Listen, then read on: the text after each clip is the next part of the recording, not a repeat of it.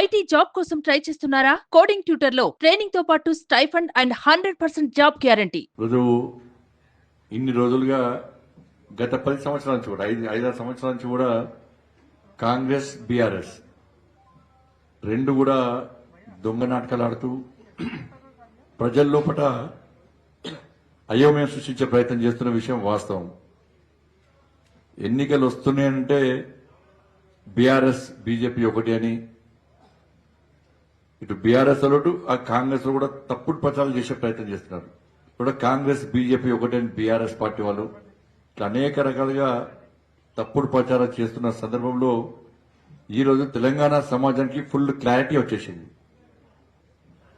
BRS Congress లో విలీనం కాబోతుందన్న విషయం ఈ రోజుతో పూర్తిగా స్పష్టత వచ్చేసింది. ఇది వాస్తవ రూపం దాల్చబోతున్నది కూడా. ఎందుకంటే నిన్న కూడా చెప్పిన నేను, కాంగ్రెస్ పార్టీ రాజ్యసభ అభ్యర్థిగా పోటీ చేస్తున్న వ్యక్తి, కాంగ్రెస్ పార్టీ రాజ్యసభ అభ్యర్థిగా తెలంగాణ రాష్ట్రం నుంచి నిర్ణయించిన వ్యక్తి,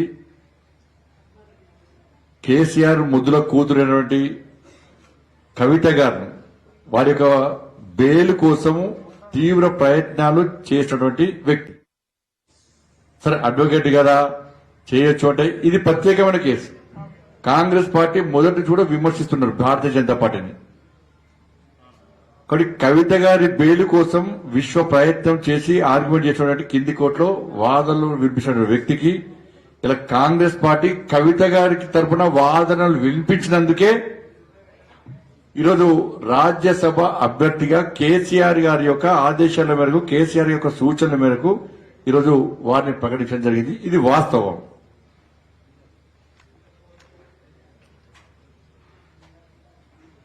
కాబట్టి దీన్ని తెలంగాణ సమాజం గమనించాలి. ఈరోజు నామినేషన్ చివరి రోజు. ఈరోజు బీఆర్ఎస్ పార్టీ ఎందుకు నామినేషన్ దాఖలు చేయలేదు?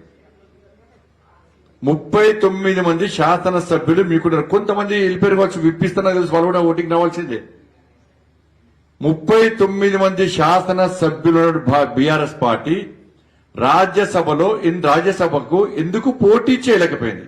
ఎవరి కోసం పోటీ చేయలేకపోయిందో చెప్పాలి. మాకు కేవలం 8 మంది ఉన్నట్టు మేము చేయలేకపోయాం. 39 మంది ఉంటే పక్క మేము చేసేవాళ్ళం. మేము అరే గెలుస్తోళ్ళు కాంగ్రెస్ పార్టీ క్రాస్ ఓటింగ్ అవుతుండే.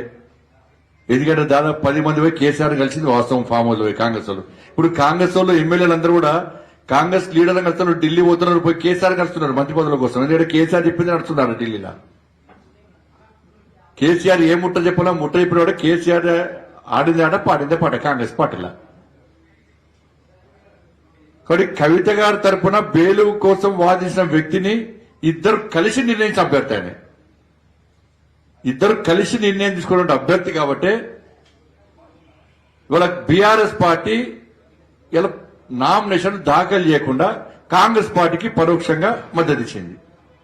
ఇప్పుడు చెప్పాలి, బీఆర్ఎస్ పార్టీ కాంగ్రెస్ లో విలీనమవుతుందా, బీజేపీలో విలీనమవుతుందా? ఇలా ఎట్టి బస్సులో అతి త్వరలోనే బీఆర్ఎస్ పార్టీ కాంగ్రెస్ పార్టీలో విలీనం కావడం తథ్యం. దీనికి మళ్ళా కాంగ్రెస్ వాళ్ళు విమర్శకు ప్రతి విమర్శ కాంగ్రెస్ పార్టీ క్యాడర్ ఆలోచించాలి, కాంగ్రెస్ పార్టీ నాయకులు ఆలోచించాలి, బీఆర్ఎస్ పార్టీ నాయకులు, బీఆర్ఎస్ పార్టీ కార్యకర్తలు కూడా ఆలోచించాలి. ఢిల్లీలో ఒప్పందం జరిగింది. ఇది ప్లాన్ ప్రకారం ఇలా భారతీయ జనతా పార్టీని బదనాం చేయడానికి రెండు పార్టీలు కలిసి కుట్రలు చేస్తున్నాయి.